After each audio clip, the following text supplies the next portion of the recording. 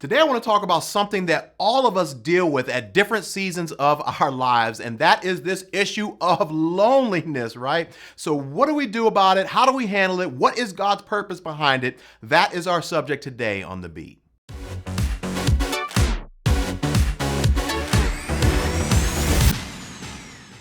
Hey, my friend, welcome back to The Beat. My name is Alan Parr. Thank you all so much for tuning in. If this is your first time here on this channel, we answer frequently asked questions about the Christian faith. We talk about dating and relationships from a Christian perspective, and we do all sorts of other Bible-based videos as well. So if you're new, consider subscribing. So today we are going to be dealing with the subject of loneliness. As I said at the beginning, something that all of us at different seasons of our lives deal with. And so in this video, I want to talk about three things. First of all, what are the different seasons that we experience loneliness? Second of all, what is God's purpose behind allowing us to be in seasons of solitude? And then finally, what are some practical things that we can do to deal with it whenever we find ourselves being in a season where we feel alone? And so the first thing that I want to say is that if you are experiencing a season of loneliness, don't feel like there's something wrong with you. It is very, very normal. All of us deal with it at different seasons of our lives. And so first of all, you have the lonely single. This was me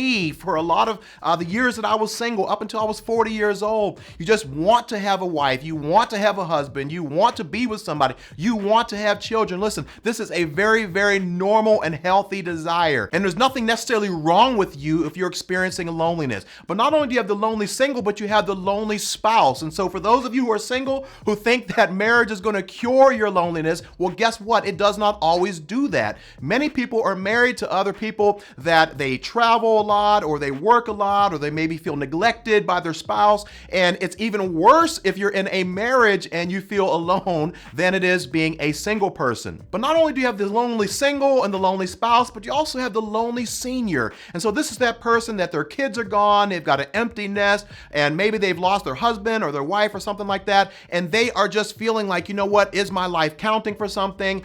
They feel like all the people that love them and care for them have kind of forgotten about them, and they just are overcome with a sense of loneliness. But then finally, you have that lonely survivor, and that is the person that has lost someone that's really near and dear to them, and they just don't know how to cope. They don't know how to recover because of the loss of a loved one. And so my point is that loneliness hits all of us at different seasons of our lives, and there's absolutely nothing wrong with you if you are experiencing loneliness. And so the second question that I really want to address here is, what is the purpose for why God would leave us alone? I mean, isn't it God that said it is not good for man to be alone? So if he knows that, why won't he send me my wife? Why don't he send me my spouse, right? So I think there's a few reasons why God may have us go through seasons of solitude. Number one is for communication. And so whenever you look in the scriptures, it is very clear that when you look at the life of David, look at the life of Joseph, look at the life of Moses, look at the life of Jesus in the wilderness, look at the life of Paul in Arabia, all these different people, John on the Isle of Patmos,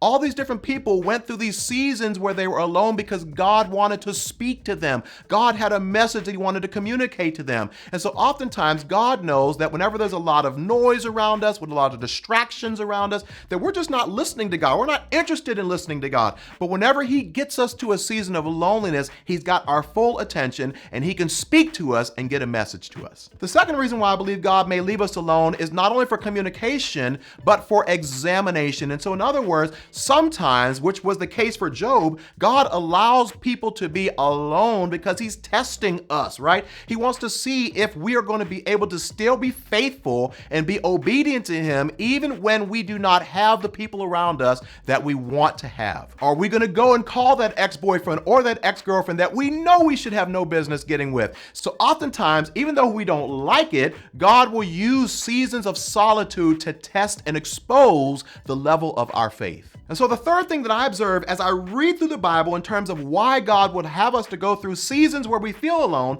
is because of preparation. In other words, oftentimes in scripture, when God wanted to use a man or woman greatly, oftentimes he would use that season of solitude that preceded the very thing that he wanted to do in and through their life as a season of preparation. So my friend, I don't know what God may be doing in your life, but it very well could be that he's trying to communicate something to you. He could be trying trying to test your faith, and then he could be preparing you for a blessing that he has on the other side. And the third and final question that I want to answer today is, what do we do? How do we handle it when we're right in the midst of a season of loneliness? Listen, I get it. I have been there so many times in my life. Well, let me give you 3 things that I would suggest. Number 1, reach up. In other words, spend this time reaching up to God, just focusing on your relationship with God, spending time with him, getting intimate with him, just reestablishing that sense of relationship with God. Because my friend, whatever is on the other side of your season of solitude is more than likely going to require you